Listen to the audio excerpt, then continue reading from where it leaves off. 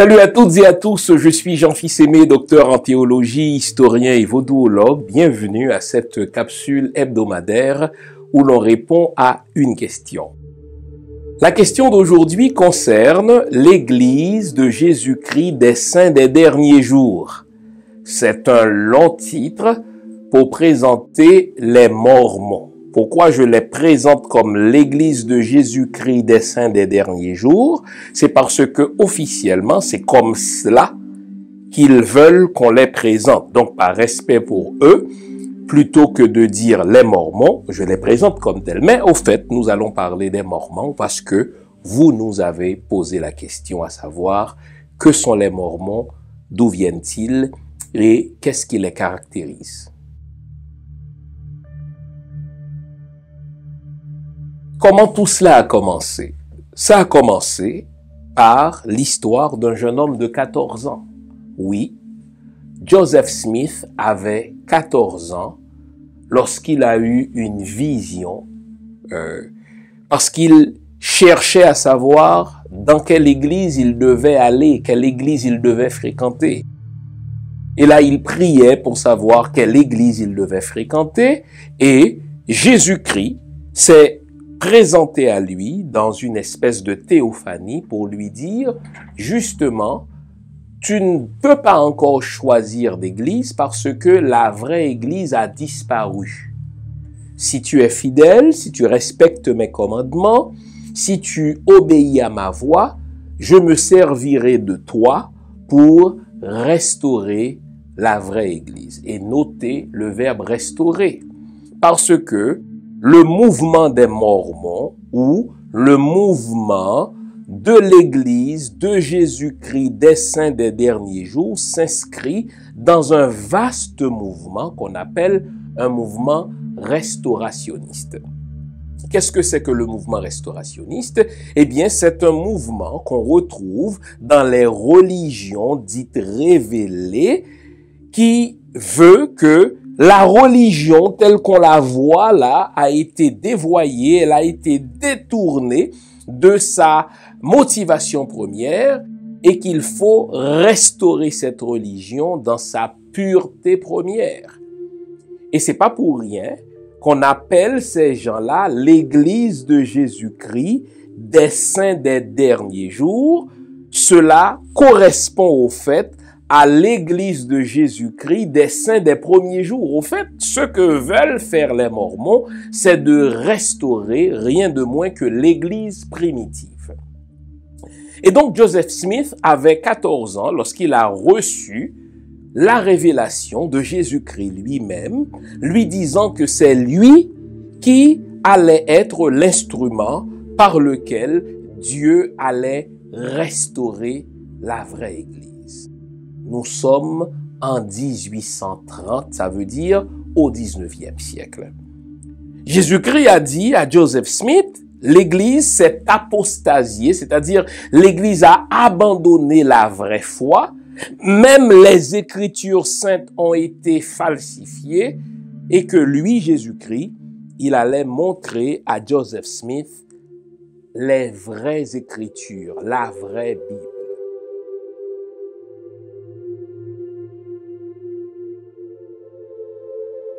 Toujours selon Joseph Smith, environ 3 ans plus tard, il a reçu la révélation d'un prophète qui est à la fois un soldat et un gardien des traditions du nom de Mormon.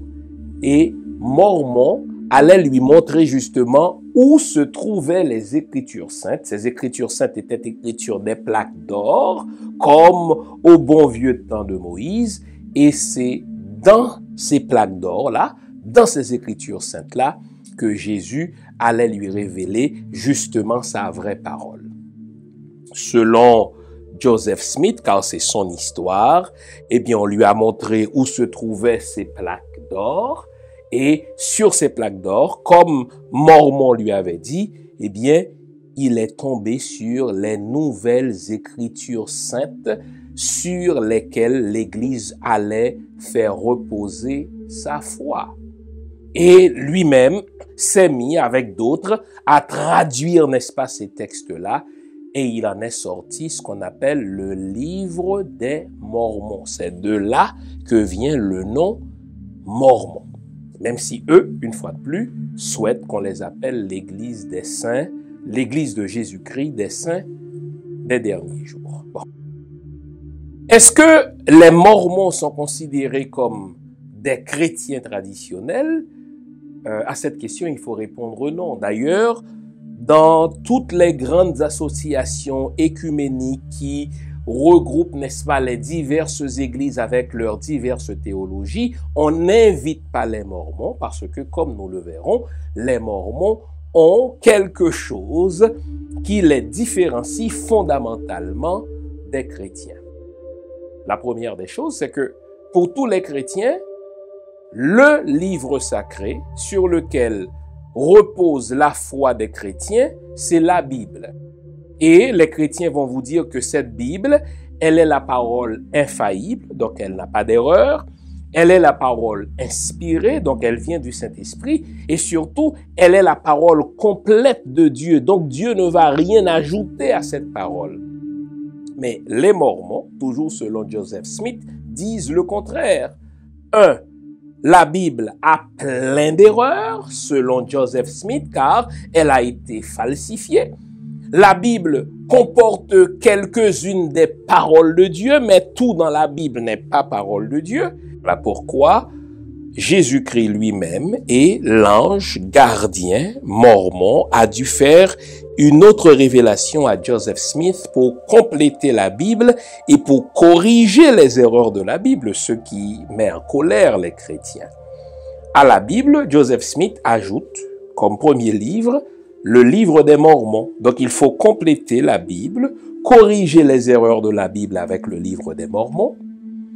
Au livre des Mormons, Joseph Smith ajoute un autre livre qu'on appelle le livre de la doctrine et des alliances, n'est-ce pas, qui vient une fois de plus en tant que livre compléter ce qui manque à la Bible et corriger ses erreurs. Et enfin, il y a un autre livre qu'on appelle la perle de grand prix. Voilà pourquoi les chrétiens traditionnels, les chrétiens conservateurs disent que les Mormons ne sont pas de vrais chrétiens parce qu'ils ajoutent une autre révélation à la Bible. Mais vous aurez compris que les Mormons, eux, ils n'en ont cure parce que c'est eux qui détiennent la vraie Église, c'est eux qui détiennent la vraie religion, que dis-je, c'est eux la vraie Église puisqu'ils se font appeler l'Église de Jésus-Christ des saints des derniers jours. Une autre chose qui est fondamentale chez les Mormons, elle est la suivante, c'est leur doctrine du salut.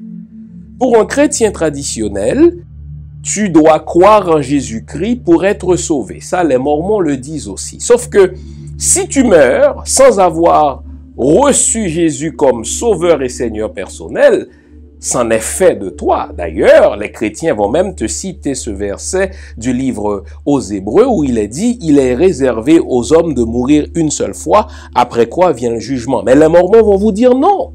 Il est possible d'aller prêcher aux morts. Il est même possible de recevoir Jésus-Christ en leur nom. Il est possible de recevoir le baptême au nom de mort. Voilà pourquoi les Mormons pratiquent à la fois le baptême au nom des morts, la communion au nom des morts. Et pour un Mormon, les recherches généalogiques sont importantes. Pour quelle raison? Disons que mon père ou ma grand-mère est morte il y a quelques années. Et j'ai des doutes sur le salut de ma mère, ou bien sur le salut de ma grand-mère, ou bien sur le salut de mon père défunt. Eh bien, je n'ai qu'à trouver le nom de mon père, le nom de ma grand-mère, et la date à laquelle il ou elle est décédé. Eh bien, avec ce nom-là, avec cette date-là, je vais croire au nom de ma grand-mère, je vais recevoir le baptême au nom de ma grand-mère et grâce à ce baptême, ma grand-mère, disons, qui a été dans la prison des morts, c'est le terme qu'ils utilisent, va passer de la prison des morts au paradis. Et ça encore, c'est quelque chose que les chrétiens traditionnels rejettent. La question du baptême au nom des morts, la question, n'est-ce pas, de la communion au nom des morts. Un autre élément doctrinal qui a beaucoup fait scandale historiquement chez les Mormons, c'est ce qu'on appelle le mariage plural.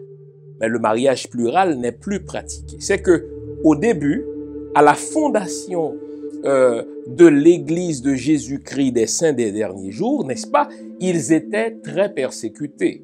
On n'aimait pas leur doctrine, on les persécutait. D'ailleurs, leur fondateur a été assassiné, n'est-ce pas? Persécuté et assassiné, Joseph Smith. Et pour compenser le manque de membres, eh bien, Joseph Smith aurait reçu la révélation leur permettant à eux, les hommes mormons, d'épouser plusieurs femmes mormones, question de prospérer numériquement pendant un certain temps. Et c'est ainsi donc le mariage plural, le vrai terme là, si on veut dire les vraies choses, c'est la polygamie. Donc la polygamie était de mise au sein de l'Église de Jésus-Christ des Saints des derniers jours. Et quand les gens de l'extérieur étaient scandalisés, ils leur disaient non, relisez votre Bible, relisez l'Ancien Testament, n'est-ce pas? Dieu permettait aux prophètes, Dieu permettait aux rois, Dieu permettait, n'est-ce pas, à ceux qui le servaient d'avoir plusieurs femmes, pourquoi pas à nous. Donc cela a été une pratique pendant quelque temps, mais ça, quelques années plus tard, n'est-ce pas, a été aboli en sorte que les Mormons ne pratiquent plus le mariage plural ou le mariage polygamique. Au fait, ils sont même passés à l'autre extrême. Parce que s'il est une secte qui aujourd'hui met beaucoup d'accent sur la fidélité sexuelle, la fidélité au sein de la famille, la fidélité au sein du mariage, ce sont les Mormons, car pour eux, contrairement aux autres chrétiens, le mariage ne s'arrête pas à la mort. Vous vous souvenez, quand on se marie dans les églises, on vous dit de rester fidèles l'un à l'autre jusqu'à ce que la mort vous sépare. Parce que dans la théologie post-mortem des chrétiens traditionnels, eh bien, à la mort, on va être des esprits et on n'aura plus besoin d'hommes ni de femmes. Eh bien, les Mormons croient le contraire. Les Mormons croient que la famille est éternelle. Si tu épouses quelqu'un comme femme, comme, n'est-ce pas, comme mari, eh bien, ce lien-là, il est éternel. Même tes enfants, tu as des liens éternels avec eux, pourvu que ton mariage porte la bénédiction de Dieu. Donc, ton mariage ne se rompt pas à la mort. Ton mariage est même post-mortem. En parlant de post-mortem, pour un Mormon, et ça c'est fondamentalement différent des autres chrétiens, il y a eu une vie pré-mortelle. Nous qui existons aujourd'hui, nous avons existé avant notre corps. Et ceux qui existent dans un corps, ils existent dans un corps parce qu'ils ont demandé à Dieu de venir faire une expérience dans le corps. Donc il y a une existence pré-corporelle ou pré-mortelle, une existence corporelle et une existence post-corporelle. Sauf que cette existence post-corporelle peut être soit une existence heureuse ou une existence malheureuse. La différence, c'est selon qu'on a accepté Jésus-Christ ou non comme sauveur et Seigneur personnel. Et on n'est même pas obligé d'accepter Jésus comme sauveur personnel pendant son expérience corporelle. Même après notre mort, quelqu'un d'autre de notre famille peut accepter Jésus pour nous, recevoir le baptême pour nous. En attendant, les Mormons sont invités à respecter la Bible, à mettre en pratique tout ce qu'il y a dans la Bible, y compris, n'est-ce pas, le sabbat, à respecter tous les commandements de l'Ancien Testament. Mais en plus des commandements de la Bible, puisque la Bible n'est pas complète, les Mormons doivent respecter ce qu'on retrouve dans le livre des Mormons, ce qu'on retrouve dans le livre de Doctrine et Alliance, ce qu'on retrouve aussi dans le livre de la Perle de Grand Prix. Et comme la plupart des sectes chrétiennes, les Mormons recommandent l'abstinence sexuelle avant le mariage, puisque la pureté sexuelle est quelque chose de fondamental. Et même après le mariage, dépendamment de sa croissance et de sa maturité spirituelle, on peut être appelé à pratiquer l'abstinence, question d'être plus proche de Dieu, car on veut être plus proche avec Dieu en observant sa parole, en pratiquant la prière et en pratiquant également la pureté sexuelle.